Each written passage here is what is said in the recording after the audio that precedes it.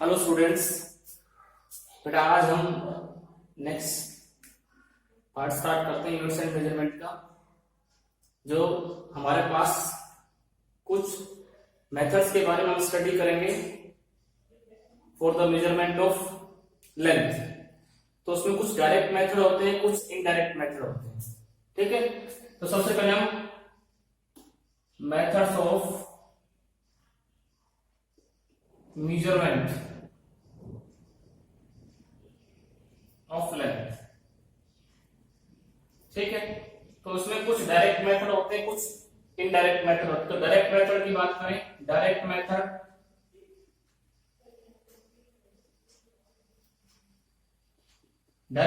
क्या होते हैं बेटा कि मान लो मेरे पास ये पेन है और इसकी लेंथ मुझे मेजर करनी है। तो मेरे पास एक स्केल होता है, मैं स्केल को इसके साथ इसके पैरेलल में टच करूंगा और जो उसके ऊपर मार्किंग होगी वो मार्किंग हम नोट करके बता देंगे।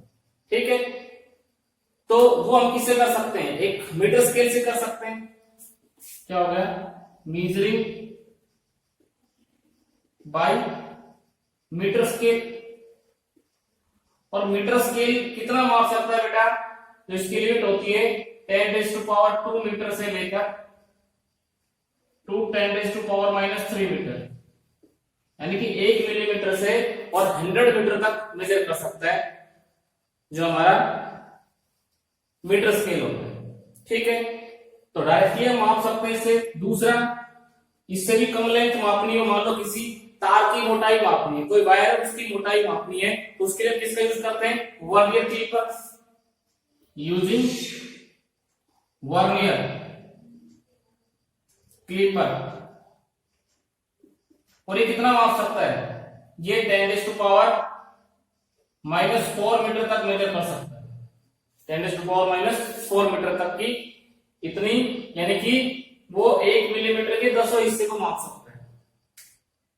इससे छोटी मेजरमेंट हमें करनी है तो उसके लिए हम वर्नियर क्लिपर का यूज करते हैं। वर्नियर क्लिपर के एक्सपेरिमेंट भी है +1 के अंदर, शायद ये तुमने नहीं देखा होगा वर्नियर क्लिपर। ठीक है, तो लैब में जब चलेंगे तो उस टाइम वर्नियर क्लिपर दिखाएंगे और कैसे उससे मेजरमेंट करते हैं उसके बारे में भी डिस्कस करेंगे हम। इससे भी अगर मान लो किसी पेज की मोटाई हमें मेजर करनी है, किसी सीट की मोटाई हमें मापनी है, तो उसके लिए हमारे पास एक और चीज होती है, this is screw gauge. Screw gauge, ठीक है, तो स्क्रू गेज जो होता है वो 10⁻⁻⁴ एंड स्फेरोमीटर, 10⁻⁻⁵ मीटर भी माप सकते हैं। मतलब 1 मिलीमीटर का 100वां हिस्सा माप सकते हैं, इतनी प्रिसाइज इसकी रीडिंग होती है। ठीक है, तो ये हमारे कुछ ऑपरेटर्स होते हैं जिससे हम डायरेक्टली मेजरमेंट ले सकते हैं, तो इनको बोलते हैं डायरेक्ट मेथड। अब इनडायरेक्ट मेथड क्या होते हैं? इनडायरेक्ट मेथड देखो, इनडायरेक्ट मेथड। अब मान लो हमें किसी पेड़ की हाइट मेजर करनी है, तो कैसे करेंगे? तो हमारे पास इतना बड़ा स्केल तो नहीं है कि एक स्केल लेके जाए उससे हम पेड़ की हाइट को मेजर करें, या फिर हमें किसी बिल्डिंग की हाइट मेजर करनी है, किसी माउंटेन की हाइट मेजर करनी है, तो कैसे मेजर करेंगे? तो उसके लिए किसका यूज करते हैं? इनडायरेक्ट मेथड का यूज करते हैं। उनको क्या बोलते हैं? Indirect method. तो सबसे पहला होता है मेजरमेंट ऑफ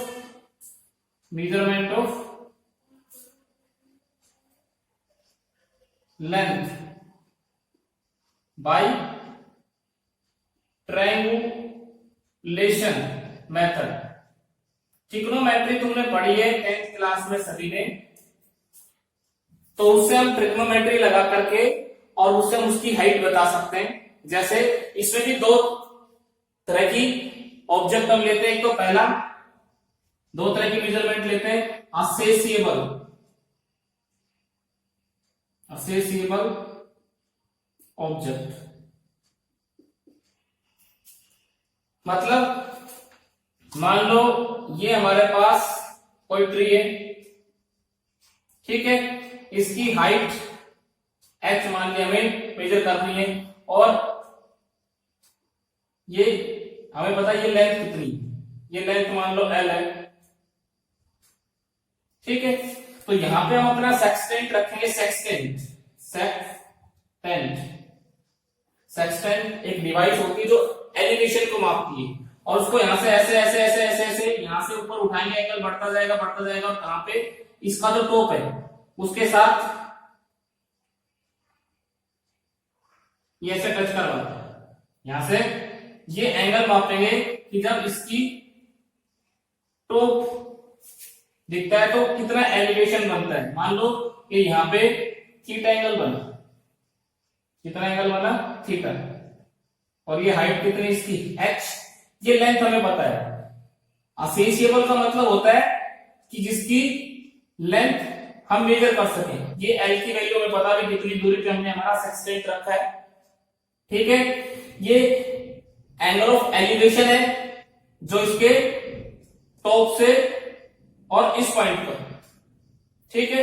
तो यहां से हम ट्रिग्नोमेट्री लगा करके क्या मेजर कर सकते हैं, x की वैल्यू निकाल सकते हैं। तो सभी ने पढ़ा बेटा, ये आराम से हम निकालेंगे। देखो कैसे निकाल सकते हैं, ये देखो इस पॉइंट को O मान ले, इस पॉइंट को A मान ले, इस पॉइंट को B मान ले, तो इन ट्रायंगल AOB h निकालने के लिए क्या निकालना पड़ेगा हमें, tan थीटा, tan थीटा निकालो, tan थीटा कितना आ जाएगा, AB divided by perpendicular upon base OB, ये कितना h और ये कितना L, तो h कितना आ जाएगा L tan थीटा।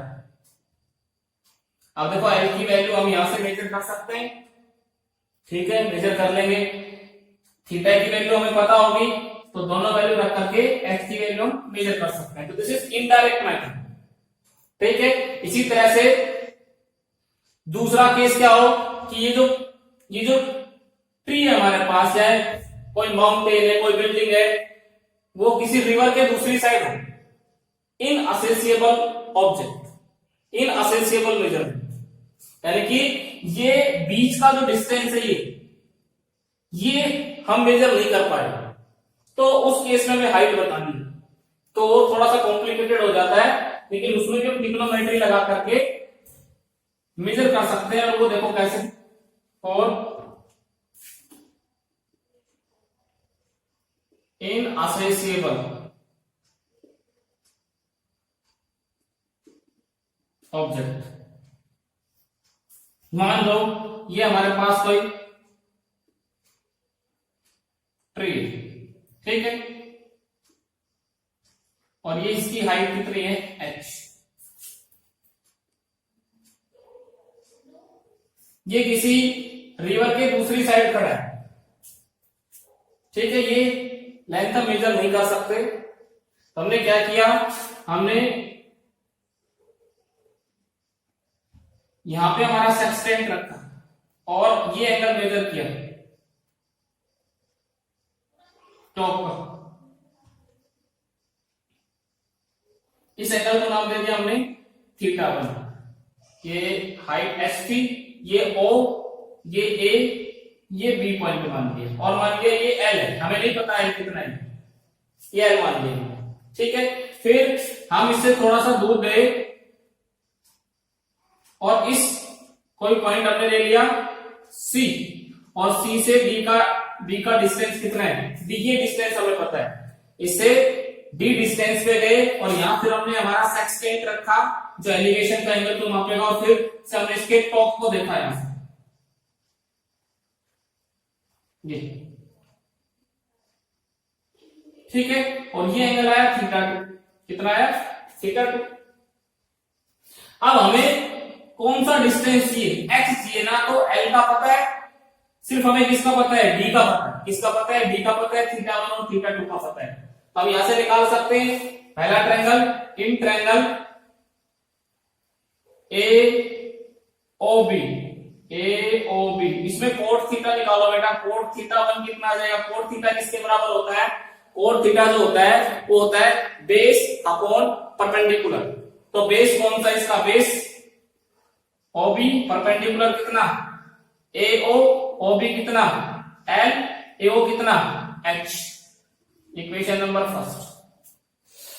दूसरे ट्रायंगल में आ जाओ, दूसरा ट्रायंगल कौन सा है हमारा, सी या ए ओ सी, दूसरा ट्रायंगल दिख रहा है, in triangle A O C, A O C triangle ले लिया हमने। अब इसमें देखो बेटा, इसमें भी कोट थीटा निकालो, इसमें कोट थीटा 2 कितना आएगा, कोट थीटा 2, तो कोट थीटा 2 हमारा आएगा बेटा बेस अपॉन परपेंडिकुलर, बेस कितना ओसी, परपेंडिकुलर कितना एओ, ओसी कितना, ओसी हमारा सॉरी ओसी हमारा एल प्लस बी, और ये कितना एओ कितना एच।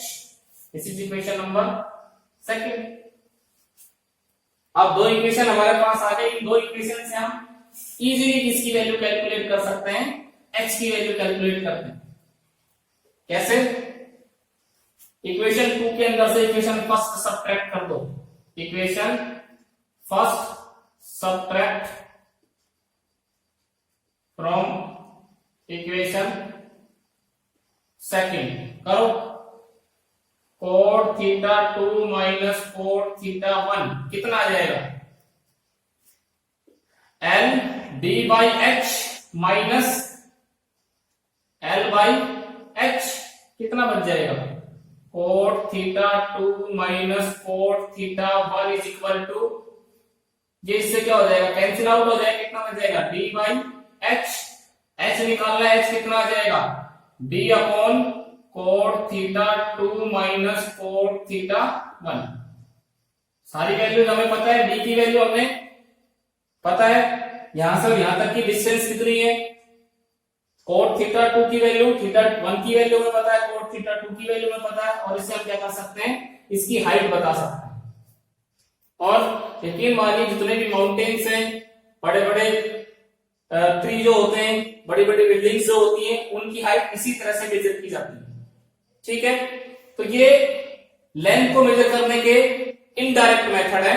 अब और इससे आगे और चलते हैं, मान लो हमें किसी प्लैनेट का डायमीटर मेजर करना है, for the measurement of diameter of moon, moon ले लेते हैं भाई, मान लो हमें किसका डायमीटर मेजर करना है, मून का। अब मून का डायमीटर कैसे मेजर करें, इतना लंबा तो हमारे पास कोई स्केल है नहीं, तो इनडायरेक्टली मेजर करेंगे, कुछ मैथमेटिकल कैलकुलेशन लगा करके हम उसको मेजर करेंगे। तो यहाँ पे लिखते हैं कैलकुलेशन ऑफ या मेजरमेंट ऑफ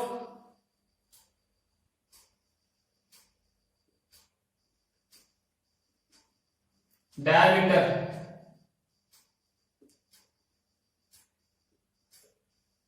मून। तो बेटा इसका डायमीटर मापते हैं, तो कैसे मापेंगे, ये मान लो अर्थ है इस तरह से स्फेरिकल, और ये यहां पे मान लो मून है,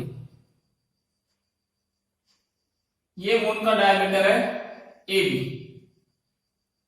ठीक है, D, A B is equal to D, ये हमें मेजर करना है। तो यहां पे कोई एस्ट्रोनॉमिकल टेलीस्कोप रखते हैं और एक पॉइंट की तरफ फोकस करते हैं, एक एंड की तरफ फोकस करते हैं, ये यहां से ये फोकस कर दूंगा, ठीक है, फिर यहीं से इसको घुमाते हैं, दूसरे एंड की तरफ फोकस करते हैं, ये यहां पे फोकस कर दिया, ठीक है। ये पॉइंट ओ ले लिया और बीच के एंगल को माप लेते हैं, दिस इज थीटा। एक बार इस एंड पे फोकस किया, एक बार दूसरे एंड पे फोकस किया, और जो थीटा की वैल्यू आएगी उसको नोट कर लेते हैं, ठीक है। अब ये डिस्टेंस मान लो, एवरेज डिस्टेंस हमने एस मान लिया, यहां से यहां तक का ये डिस्टेंस एस। तो हमें पता है कि in triangle A O B दिख रहा है, इसमें अगर एंगल का फॉर्मूला तुमने पढ़ा हो तो एंगल का फॉर्मूला होता है बेटा arc length upon radius, arc length upon radius. ये फॉर्मूला बहुत काम आएगा, तो इसको हम याद रखेंगे, एंगल किसके बराबर होता है, आर्क लेंथ अपॉन रेडियस। अब एंगल कितना इस ट्रायंगल में, देखो एंगल कितना थीटा, आर्क लेंथ, इसको आर्क, ये आर्क लेंथ हो जाएगी आर्क, तो ये आर्क लेंथ कितनी ए बी, और डिस्टेंस कितना है, ए मान सकते हो, ओ भी मान सकते हो, कुछ भी मान सकते हो, ओ बी, ये डिस्टेंस मान लिया, हमें क्या निकालना है, हमें तो डी निकालना है, तो डी ए बी कितना हो जाएगा, A B equal to O B multiply by theta, A B diameter D, O B S, और ये थीटा, क्योंकि मून से और अर्थ का डिस्टेंस हमें ऑलरेडी पता है 3,84,000 समथिंग कुछ ऐसे होता है। तो यहाँ थीटा की वैल्यू रखेंगे, एस की वैल्यू रखेंगे, डायमीटर में मिल जाएगा। और ये मून क्या किसी भी प्लैनेट का मेजर कर सकते हैं, इसी तरह से मेजर करते हैं, और कोई तरीका हमारे पास होता नहीं है। तो ये मून का डायमीटर हम माप सकते हैं, किसी प्लैनेट का डायमीटर माप सकते हैं। उसके बाद देखो एक और मेथड आता है parallax method. Parallax method, parallax method के बारे में हम पढ़ते हैं। तो पैरेलैक्स मेथड क्या होता है, देखिए पैरेलैक्स मेथड,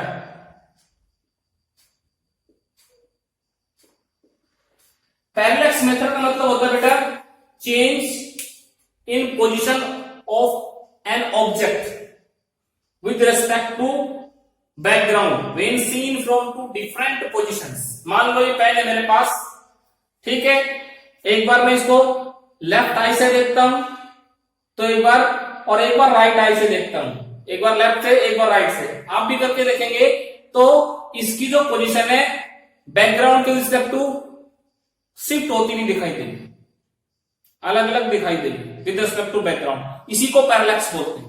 क्या बोलते हैं, पैरेलैक्स। पैरेलैक्स क्या होता है, change in position with respect to background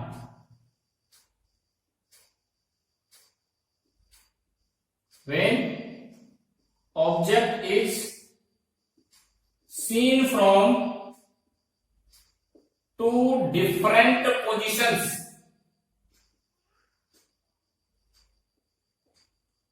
तो डिफरेंट पोजीशन से देखेंगे तो जो शिफ्ट आता है, चेंज आता है पोजीशन के अंदर, वही क्या कहलाता है, पैरेलैक्स कहलाता है। अब parallax method is used to measure the distance less than 100 light years. Parallax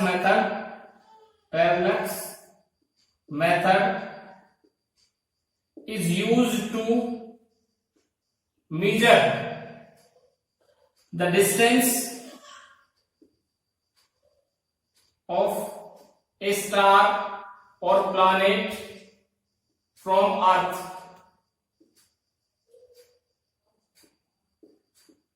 less than 100 light years। 1 light year हमने पढ़ा है कितना होता है बेटा, 9.46 into 10⁻15 मीटर। लाइट एक साल में जितना डिस्टेंस ट्रेवल करती है वो 1 लाइट ईयर कहलाता है वैक्यूम के अंदर।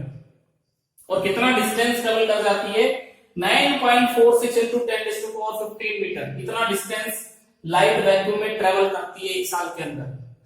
तो ये डिस्टेंस लाइट ईयर कहलाता है। और जो डिस्टेंस 100 लाइट ईयर से कम होते हैं उनके लिए पैरेलैक्स मेथड यूज करते हैं। मान लो यहां से किसी स्टार का डिस्टेंस मेजर करना है, किसी प्लैनेट का मेजर करना है जो लेस देन 100 लाइट ईयर अर्थ से दूरी पे, मोर देन 100 लाइट ईयर, उसके लिए दूसरा मेथड आता है, ठीक है, इंटेंसिटी से मेजर करते हैं। तो ये कैसे मेजर कर सकते हैं पैरेलैक्स से, तो यहां पे देखो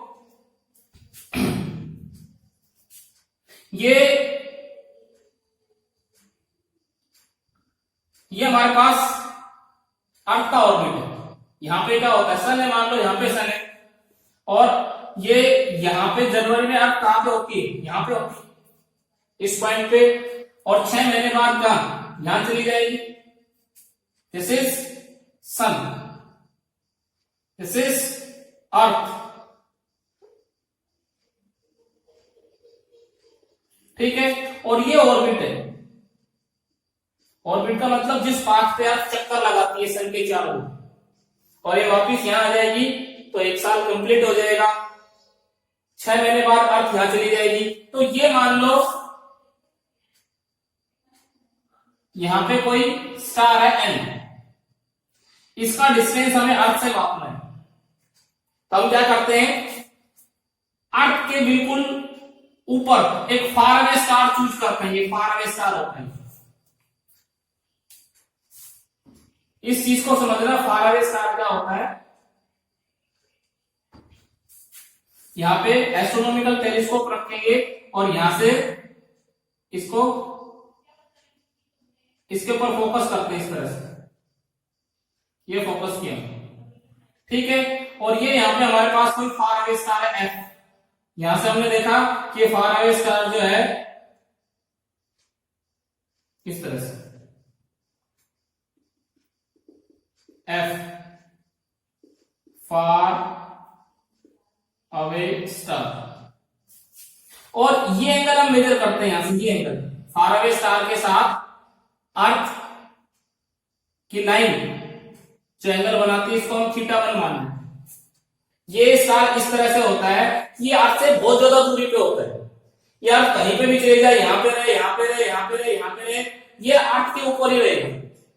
कैसे ऐसे ऊपर रहेगा, तो यहां पे देखो कि सन से और अर्थ की दूरी बहुत ज्यादा होती है, 1.1 एस्ट्रोनॉमिकल यूनिट होती है, 1 एस्ट्रोनॉमिकल यूनिट 1.5 इंटू 10⁻11 मीटर के आसपास होती है।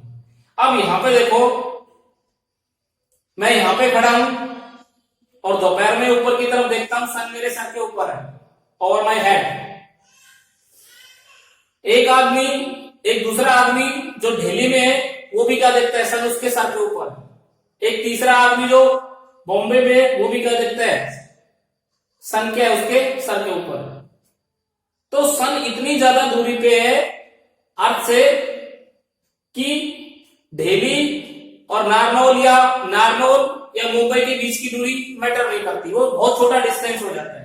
क्योंकि हम क्या मानते हैं, सन से आर्बिट्स कैसे ले जाती है, पैरेलल रेज।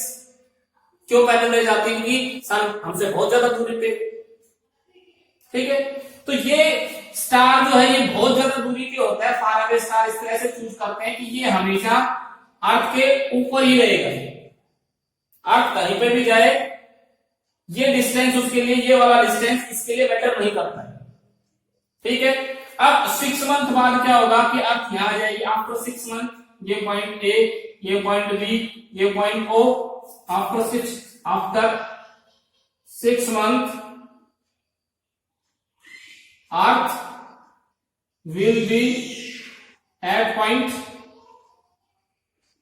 पी, ठीक है। तो यहां पे हम क्या करते हैं, फिर एस्ट्रोनॉमिकल टेलीस्कोप रखते हैं, फिर इसको यहां से फोकस करते हैं,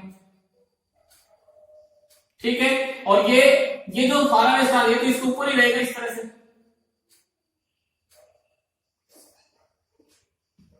ये एंगल फिर से मेजर करते हैं, दिस इज θ2, ठीक है। ये एंगल कौन सा, θ2। अब देखो यहां से ये एंगल θ1, तो ये एंगल भी कितना होगा, θ1, क्योंकि ये दोनों लाइन के हैं पैरेलल और सेम लाइन कट कर रही। ये एंगल θ2, तो ये एंगल भी क्या होगा, θ2, क्योंकि ये दोनों लाइन के हैं पैरेलल है, ये लाइन और ये लाइन। फिर टोटल एंगल कितना हो जाएगा, ये θ1 प्लस θ2, ठीक है। ये यहां से यहां तक डिस्टेंस कितना, 1 एस्ट्रोनॉमिकल यूनिट, और यहां से यहां तक कितना, ये भी 1 एस्ट्रोनॉमिकल यूनिट। तो ए बी कितना हो जाएगा, A B is equal to A से बी तक का डिस्टेंस 2 एस्ट्रोनॉमिकल यूनिट। क्यों 2 एस्ट्रोनॉमिकल यूनिट, क्योंकि सन के सेंटर से अर्थ के सेंटर का जो एवरेज डिस्टेंस होता है वो 1 एस्ट्रोनॉमिकल यूनिट होता है। तो ये टोटल डायमीटर कितना बन जाएगी इस ऑर्बिट का, 2 एस्ट्रोनॉमिकल यूनिट, ठीक है। अब इन ट्रायंगल ABN, ठीक है। इसे हम क्या कर सकते हैं, वही फॉर्मूला लगाएंगे, एंगल किसके बराबर होगा, angle is equal to arc length upon radius. ये फॉर्मूला हमने पढ़ रखा है। एंगल कितना, θ1 प्लस θ2, आर्क लेंथ ये लंबाई AB कितनी, दिस इज 2AU, और रेडियस कुछ भी ले सकते हो, दिस इज AN। तो AN कितना आ जाएगा, AN is equal to 2AU divided by θ1 plus θ2। अब किस की वैल्यू पता है हमें, 1 एस्ट्रोनॉमिकल यूनिट किसके बराबर होता है, 1.5 इंटू 10⁻11 मीटर। और θ1 प्लस θ2 की वैल्यू हम यहां से कैलकुलेट कर रखी है। तो यहां वैल्यू पुट करेंगे तो हमारे पास ये डिस्टेंस आ जाएगा अर्थ से और इस नियर बाई स्टार का डिस्टेंस आ जाएगा, इससे और इसका डिस्टेंस हमारे पास आ जाएगा, ये यानी हम से कैलकुलेट कर सकते हैं। This is the parallax method. ठीक है, होता है हमारे पास पैरेलैक्स मेथड होता है। ठीक है, अब इससे आगे चलते हैं। हमारे पास कुछ और मेथड होते हैं जो हम इनडायरेक्ट डिस्टेंस को मेजर करने, इनडायरेक्ट लेंथ के लिए यूज करते हैं, जैसे कि सोनार मेथड हो गया। सोनार,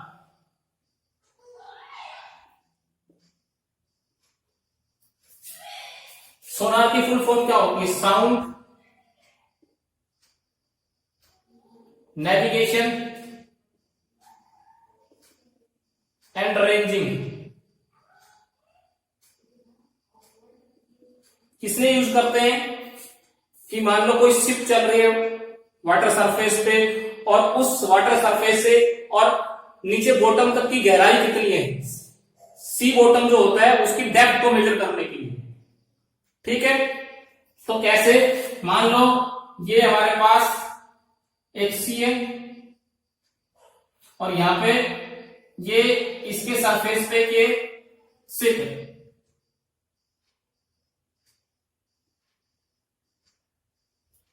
ठीक है,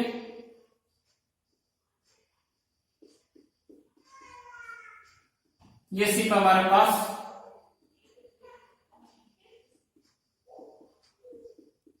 ठीक है। अब यहां से देखो, यहां पे एक मशीन लगी होती है जो क्या लगातार किस, ये इसका बॉटम है, बॉटम। ठीक है, तो यहां से ये अल्ट्रासोनिक वेव्स सेंड करती है। अल्ट्रासोनिक वेव नीचे आती है और जैसे कोई रॉक इसके रास्ते में आती है, उससे टकरा करके ठोस सरफेस आता है, उससे टकरा करके वापस यहां चले जाती है। ठीक है, और यहां एक रिसीवर लगा होता है, रिसीवर। ठीक है, ये ट्रांसमीटर होता है, ट्रांसमीटर।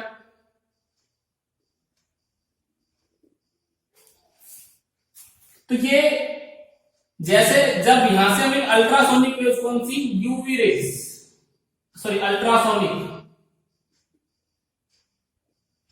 वेव्स, जिनकी फ्रीक्वेंसी 20,000 हर्ट्ज से ज्यादा होती है, 20,000 हर्ट्ज से ज्यादा होती है, वो रेज हम वाटर के थ्रू नीचे भेजते हैं। जैसे ही बॉटम आएगा, टकरा करके ये रिफ्लेक्ट हो जाती है और वापस रिसीव कर ले जाती है। और वो टाइम हम नोट कर लेते हैं, let T be the time between transmission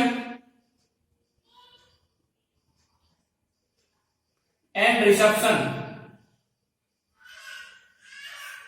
of ultraviolet raise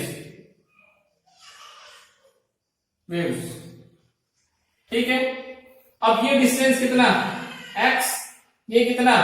ये भी x, तो टोटल डिस्टेंस कितना? 2x। Total distance 2x। v क्या है? स्पीड ऑफ अल्ट्रावायलेट रेज या ultrasonic waves, ultrasonic in water. ठीक है, ये हमें पता होती है। तो हमें पता है वेलोसिटी का, स्पीड का फॉर्मूला क्या होता है? Speed is equal to distance upon time. और डिस्टेंस कितना? डिस्टेंस 2x, स्पीड कितनी? v, और टाइम कितना? t। टाइम को इधर ले आओ, x हमें निकालना है, कितना? v into T by 2। यहां से v का हमें पता होता है किस स्पीड से चलती है अल्ट्रासोनिक वेव्स वाटर के अंदर। टाइम हमने नोट कर रखा है, तो यहां से हम x की वैल्यू निकाल सकते हैं, तो हमें डेप्थ पता लग जाएगी। ऐसा ही हम किसमें यूज करते हैं? रडार में यूज करते हैं। भाई इस तरह से एक रडार होती है हमारे पास, ठीक है, जो लगातार क्या भेजती है? रेडियो वेव्स भेजती है। और कोई भी एयरक्राफ्ट जो आता है उसे रेडियो वेव्स टकरा करके फिर वापस आती है, तो उनके ट्रांसमिशन और रिसेप्शन का टाइम हम नोट कर लेते हैं और सेम फॉर्मूला उसमें लगता है, उससे हम डिस्टेंस बता सकते हैं कि स्टेशन से कितने डिस्टेंस पे हमारा एयरक्राफ्ट है। ठीक है, तो ये रडार के अंदर भी यूज होता है, लेजर के अंदर भी यूज करते हैं। भाई मान लो अर्थ से मून का डिस्टेंस मेजर करना है तो हम क्या करते हैं, यहां से एक लेजर जो है, लेजर लाइट छोड़ी जाती है जो मून से टकरा करके वापिस आ जाती है, तो सेम फॉर्मूला उसमें लगेगा। इको में भी सेम फॉर्मूला लगता है। वैसे तुम्हारे सिलेबस में नहीं है लेकिन फिर भी मैंने तुम्हें बता दिया, एनसीईआरटी में नहीं है।